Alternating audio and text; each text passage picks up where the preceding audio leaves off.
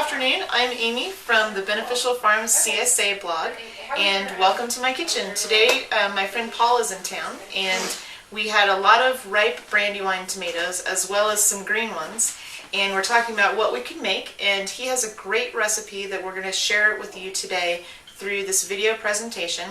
And he is also Sicilian and lives in New Mexico. And so we kind of mixed he's mixing the two types of Mediterranean as well as New Mexican ingredients. So we'll have green chili, habanero, and green olive salsa that we're going to make. And certainly my Sicilian grandfather always said that you should find the freshest ingredients and know where they came from. So certainly with a lot of the ingredients that you'll see today, they're either in your CSA share this week or were part of the brandywine tomatoes were grown, the starts by Mesa Top Farm, and so you may have the same ingredients available to you and you know where they all came from. So take those ingredients and then use them for your health and your life. So enjoy this presentation.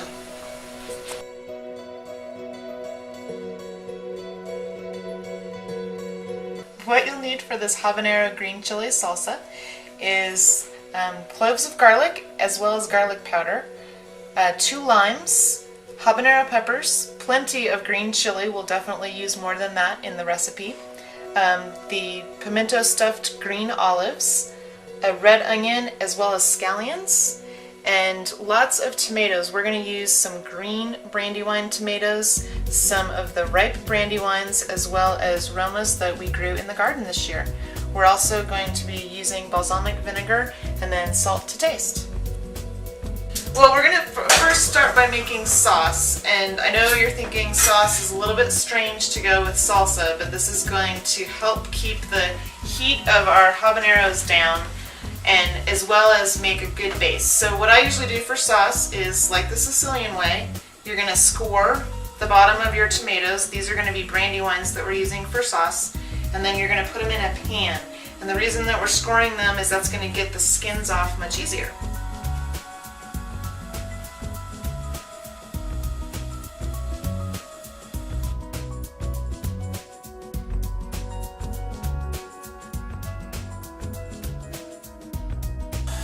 So now that we've scored the tomatoes, what we're doing is bringing them to a boil just for about 60 seconds, and then we're going to take them out, let them cool, and then you'll be able to take where the X's are, you'll be able to take the skins off easier.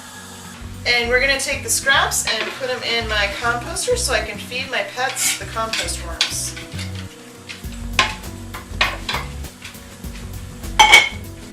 So for the tomatoes in the salsa, we're going to use the Romas, and you can really use any size. This is about the size that we're going to use in our salsa today, but it's up to your preference how big the tomatoes are. Okay, so now we're going to use a green tomato, and many of you probably have green tomatoes because the weather all of a sudden has turned cold. And so I pulled all of my green brandywines, and I'm just going to chop a couple of these into the salsa as well. It's just going to add a little bit of flavor. So now that we have all of the tomatoes cut, we'll just add them to our other tomatoes. And you can see we have some green ones as well as the red ones, just really to your taste. And this is about the quantity that you'll need. So I'm chopping up a head of garlic. And this is the purple garlic that we got in the CSA braids earlier in May. And so if you still have it hanging in your kitchen, this would be a great use for it. So I just usually cut off the end and smash it to peel it. And then we're going to chop it all up together so that we can mix it in our tomato mixture. And then we'll take the whole group of garlic, and I keep my fingers out of the way and just make sure that we can chop it up. And you want it to be fairly fine, but it definitely doesn't have to be into a paste because we're going to put it into the tomato mixture and then let it sit for a little while. And if your garlic is not very strong, you are also using garlic powder in this to make sure that you have the correct flavors that you like. So now we have the garlic chopped, and we're just going to put that into our tomato mixture.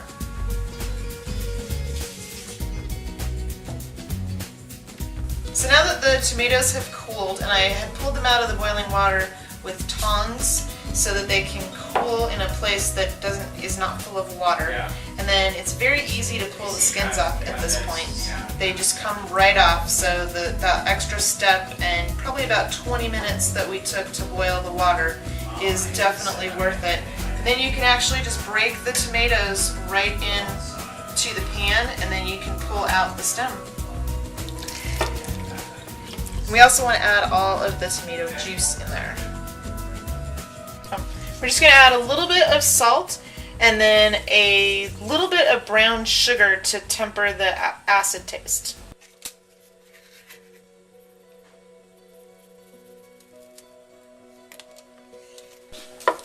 And then we'll get this stirred in and just bring it to a simmer so that it can reduce a little bit. So we used about half of a jar of olives, or about a cup. Green olives actually add a really nice flavor to the salsa, so definitely you want to make sure that you add them. And then we're just going to chop them up a little bit so that they're about the same size as your tomatoes. So just a very rough chop. So we just want to chop these olives up so that you can have the pimentos and some olive chunks, and it's going to add some nice, actually some salty brine to the salsa as well. So now we're going to go ahead and add our olives to the tomato and garlic mixture. And then for a little bit of extra brine, we're going to go ahead and add just a little bit of the juice in. There we go. And we're going to use the green parts of some scallions, and we actually are getting scallions in this week's CSA share, so we'll be able to use those fresh ones. And we're just going to chop these about the same size as we have the olives. Okay, now we're going to add the green onions to our mixture, and the scallions, also known as green beans. Now we're going to put the red onion in, and remember that we also have the scallions, so we're not going to use all of this giant red onion. And then we're going to have a smaller dice on this onion as well.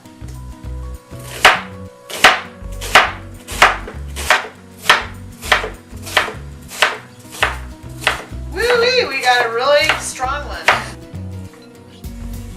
And that was probably about 3/4 of a cup of onions, or maybe even a little bit less.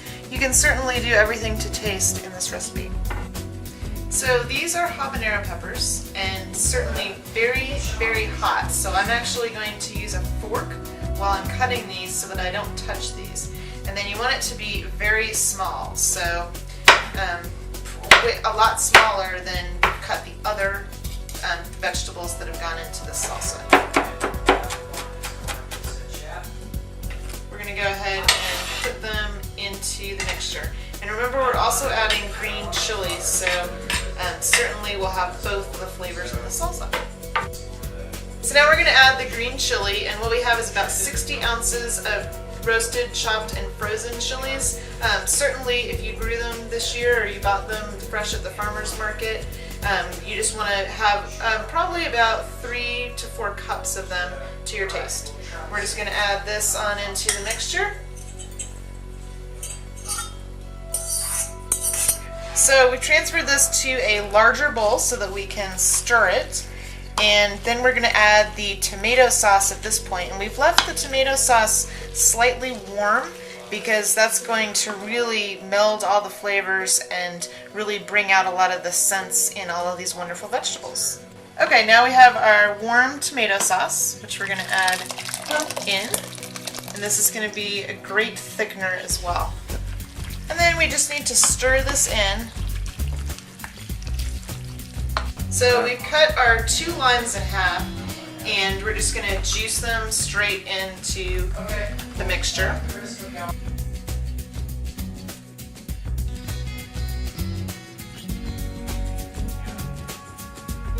Okay, so now we're ready to add garlic powder. We're probably going to add about 2 tablespoons of this, and then certainly you can add it to taste. And then salt, about the same amount, and then more to taste. And then we just want a splash of balsamic vinegar. You can go ahead and stir everything in.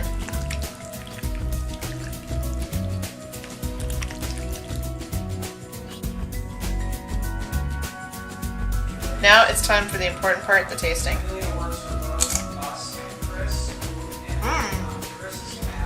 Very good consistency.